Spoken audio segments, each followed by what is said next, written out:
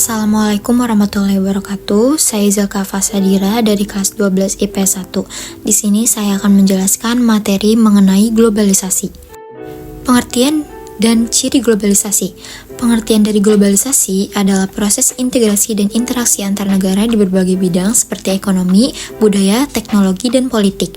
Ciri-ciri dari globalisasi yang pertama ada perkembangan teknologi komunikasi dan transportasi, kedua pertukaran budaya yang cepat, ketiga ketergantungan ekonomi antar negara. Dampak positif dan dampak negatif globalisasi. Dampak positifnya dari bidang ekonomi, 1. Pasar yang lebih luas, 2. Investasi asing meningkat. Dari bidang sosial dan budaya, 1. Pertukaran budaya antar negara, 2. Akses informasi lebih cepat.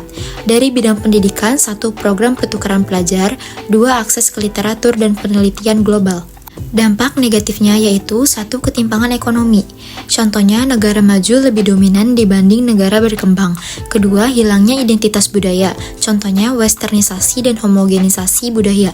Ketiga, lingkungan. Contohnya, eksploitasi sumber daya alam berlebihan dan pencemaran lingkungan meningkat. Faktor pendorong globalisasi. Yang pertama, kemajuan teknologi. Contohnya, 1. Internet dan media sosial. Kedua, transportasi modern seperti pesawat terbang dan kapal kontainer. Yang kedua, liberalisasi perdagangan. Contohnya, 1. Perjanjian perdagangan internasional. Ketiga, keterbukaan politik. Contohnya, 1. Demokratisasi dan hubungan internasional yang semakin erat. Tantangan globalisasi. 1. Kesenjangan digital. Contohnya, tidak semua negara memiliki akses teknologi yang sama. 2. Proteksionisme ekonomi. Contohnya, kebijakan protektif yang menghambat perdagangan bebas. Ketiga, konflik budaya. Contohnya, kesulitan adaptasi budaya lokal dengan budaya asing.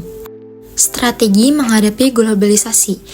Pertama, peningkatan SDM. Contohnya, pendidikan berbasis teknologi dan peningkatan keterampilan global. Kedua, pelestarian budaya lokal. Contohnya, memperkuat identitas budaya melalui pendidikan dan media. Ketiga, kerjasama internasional. Contohnya, perjanjian yang saling menguntungkan dan penanganan masalah global bersama. Contohnya, perubahan iklim. Sekian presentasi materi tentang globalisasi yang saya jelaskan.